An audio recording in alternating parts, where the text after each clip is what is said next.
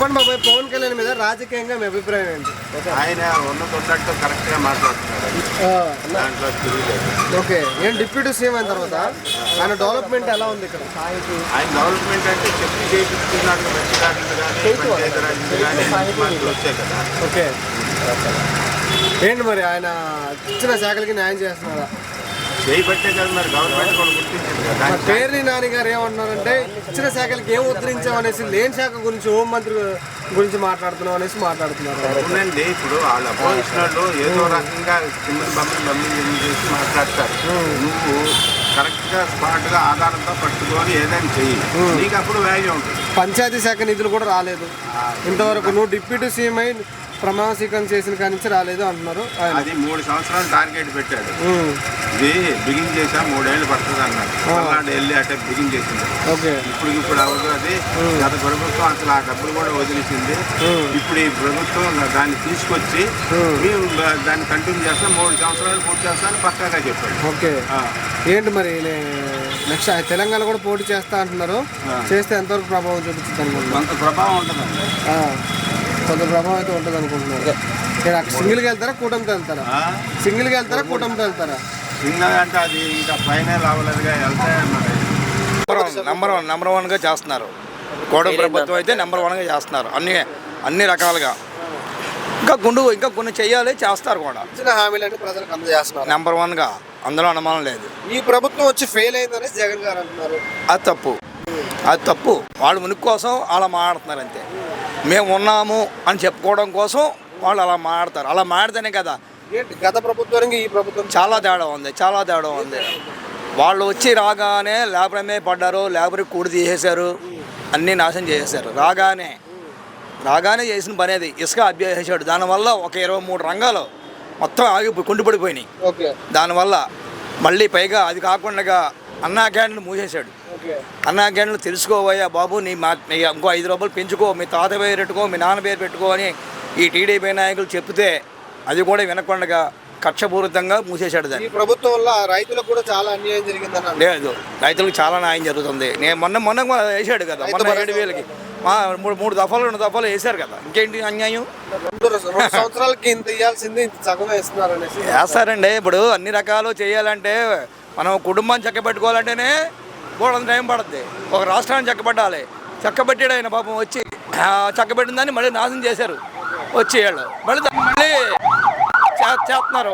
వాళ్ళు చేసిన అప్పులు తీర్చాలి, ఇక్కడ మన రాష్ట్రాన్ని బాగు చేసుకోవాలి. నారా లోకేష్ మీద నెంబర్ 1 ఆఫ్ లీడరు. అలాంటి చదువుకున్న వ్యక్తి ఆ శాఖకి పూర్తిగా అర్హుడైన. ఎంతమంది ఎన్నో రకాల దొంగలకి ఎలా కమ్మడతారండి? గతంలో దొంగలాగే కమ్మడతారు. అసలు ఆ పొరపాటును కూడా వాళ్ళ మీద పూలు కాదు రాలేకున్నాడు చాలు. కొంచెం వస్తున్నాడు. అతను ఒకప్పుడు అసభ్యంగా మాట్లాడినా బాధ్యత లేనప్పుడు అతనికి ఒక అధికారం ఇచ్చారు, చేతి ఇచ్చినప్పుడు దాన్ని న్యాయం చేస్తున్నాడు. అంతకంటే మనం ఏం చెప్పగలం అంటారా? రాష్ట్రంలో విమర్శించే హక్కు ఎవరికి లేదు. అతనికి ఇచ్చిన బాధ్యత సక్రమంగా నెరవేరుతున్నాడా లేదా, ఇవన్నీ మన నోటి ముందు మాట్లాడుతున్నాయి. కానీ అతను విమర్శించే హక్కు ఎవరికి లేదు. విమర్శించేవాడు పరిస్థితి ఆడు బతికేంటో తెలుసుకోమని.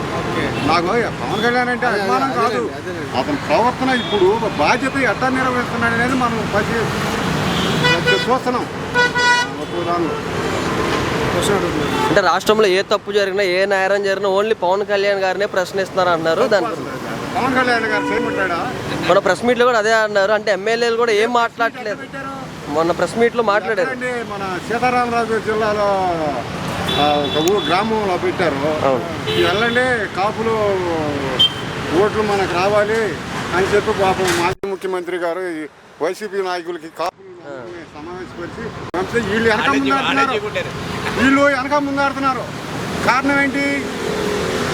మొన్న ఎలక్షన్లో రిజర్వేషన్ చేసాము, కాపులు కొంచెం కించపరిచాడు, మనం వెళ్ళి ఏ మొహం పెట్టుకున్నాం అడగాలి అని చెప్పి ఏమంటున్నారంటే పేర్ని నాని గారు ఉన్న శాఖలకి ఏం ఉద్ధరించామనేసి, లేని శాఖ హోంమంత్రి గురించి హోంమంత్రి గురించి మాట్లాడుతాం అనేసి పేర్ని నాని గారు అన్నారు. సరే, అదృష్టం బాగుండే వైసీపీ ప్రభుత్వం అయితే ఈ పేరు నాని గారికి ఆర్థిక శాఖ మంత్రి ఇస్తే బాగుపడుద్ది అనుకుంటున్నాను నేను. ఎందుకంటే ఆంధ్రప్రదేశ్ డబ్బు అంతా చేతిలో ఉంటుంది కదా, ఆయన ఎట్లా నెరవేర్తాడు? నువ్వు కావాలని సింపతి కోసమే మమ్మల్ని విమర్శించి నీ మీద విమర్శలు కురిపించుకొని అలా సింపతి కోరుకుంటున్నావు నువ్వు అనేసి పేర్ని నాని గారు మాట్లాడుతున్నారు. ఈసారి నువ్వు ఏ విమర్శించినా మేమేం రియాక్ట్ అవ్వము అంటున్నారు.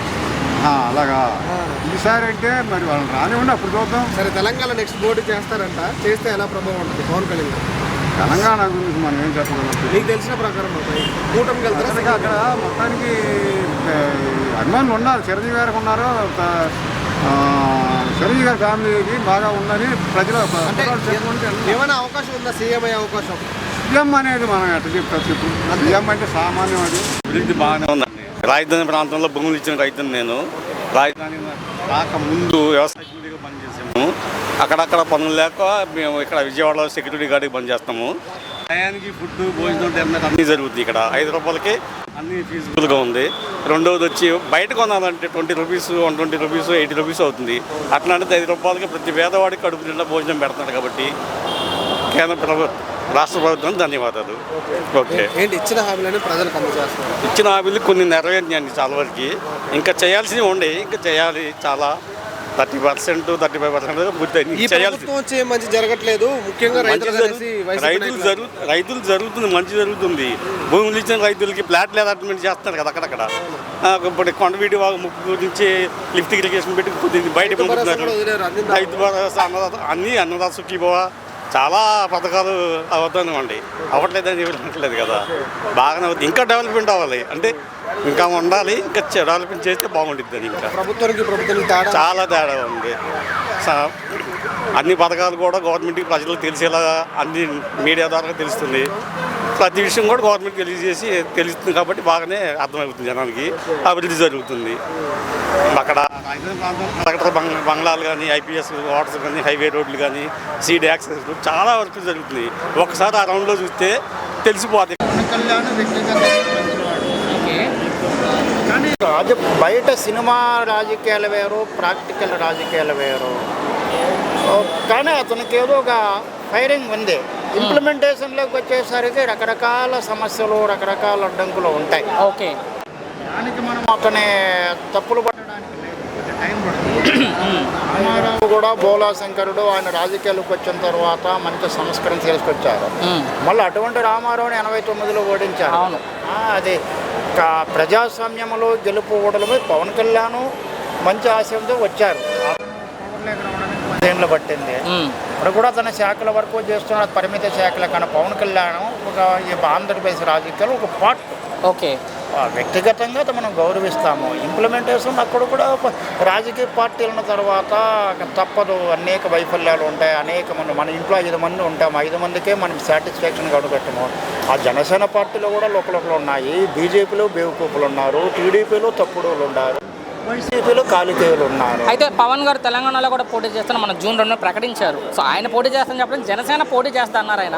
భారతదేశంలో ఎక్కడైనా పోటీ చేసే హక్కు రాజకీయ పార్టీలు. అవును, అప్పుడు బీఆర్ఎస్ వాళ్ళు వచ్చి ఇక్కడ ఆంధ్రప్రదేశ్లో పార్టీ కార్యాలయం పెట్టినప్పుడు జనసేన ఎందుకు అక్కడ పోటీ చేయాలి? ఎంతవరకు ప్రభావం చూపిస్తారు పవన్ కళ్యాణ్ అక్కడ అంటే తెలంగాణలో? ప్రభంజనం ఉండదు కానీ ఎంతో కొంత ప్రభావం ఉంటుంది. అనవసరం సినిమాలు యాక్ట్ చేసుకోవడం నెక్స్ట్. వాళ్ళు డబ్బుల కోసం వచ్చారు. గాజు కలాస్ కూడా అయింది కాదు, ప్రజల కోసం కాదు, గాజు కలాస్ అయింది కాదు, అయింది కాదు. గాజు కలాస్ చంద్రబాబు నాయుడుదే. ఆయన జోబుల నుంచి డబ్బు తీసి ఖర్చు పెడుతున్నారు. మోడీది చంద్రబాబు నాయుడుది గాజు కలాస్కి వీళ్ళు జీతం కింద పెట్టుకున్నారు. వాళ్ళ అన్నయ్య కూడా అదే చేశాడు. అప్పుడు డిప్యూటీ సీఎం తర్వాత మీకేం మార్పు కనిపించింది? ఏమీ లేదు, అనవసరం. ఇచ్చిన శాఖలకు దేనికి న్యాయం చేయలేదు. దేనికి? ఆ ఆఫీసర్లు వెళ్ళారు, అనుభవం ఉన్న ఆఫీసర్లు, రిటైర్ అయిన వాళ్ళు. వాళ్ళ కుర్చీలు వేయద్దు అన్నాడు, లోపల రానివద్దు అన్నాడు. మరి అంత ఆఫీసర్లు అనుభవం వాళ్ళు వెళ్ళారు, రిటైర్ అయిపోయిన వాళ్ళు, సలహా ఇద్దాం. పేర్ని నాన్న గారు అదే అన్నారు మొన్న. ఇచ్చిన శాఖలకు ఏం పొడిచామనేసి నేను హోంమంత్రి శాఖ గురించి మాట్లాడుతున్నాను. అసలు అతనికి హోంశాఖ ఇస్తే ఇంకా డేంజర్గా ఉండేది. మరి అదే అన్నాడు కదా, హోంమంత్రి నా ఆధ్వర్యంలో లేకపోవడం క్రిమినల్ అదృష్టం. హోంశాఖ ఆ అమ్మాయిని ఊరికే బొమ్మలా నిలబెట్టాడు ఈయన. చంద్రబాబు నాయుడుదే హోంశాఖ కూడా అంతే. ఆయన ఎప్పుడు ఎవరికి ఇవ్వడు, ఆయన చేతిలో ఉంచుకుంటాడు అంతే. ఒకళ్ళని నిలబెట్టిన బొమ్మలా నిలబెడతాడు అంతే. అంతేగానే హోంశాఖ కూడా ఈందే చంద్రబాబు నాయుడు. నేను మొన్న మాట్లాడుతూ పవన్ కళ్యాణ్ గారు ఏమన్నారంటే మన తెలుగు రాష్ట్రాలు బలపడాలంటే తెలంగాణలో ప్రాంతీయ భేదం పోవాలి, ఆంధ్రప్రదేశ్లో కుల భేదం పోవాలి అన్నారు. అసలు కులం తెచ్చిందే వీళ్ళు, అసలు కులం గురించి లెక్కేసుకొచ్చిందే వీళ్ళు, బీజేపీ వాళ్ళు వీళ్ళే. ఈ కుల పిచ్చి పోతేనే ఆంధ్రప్రదేశ్ డెవలప్మెంట్ అవుతుంది. అంతా వీళ్ళే తెచ్చారు.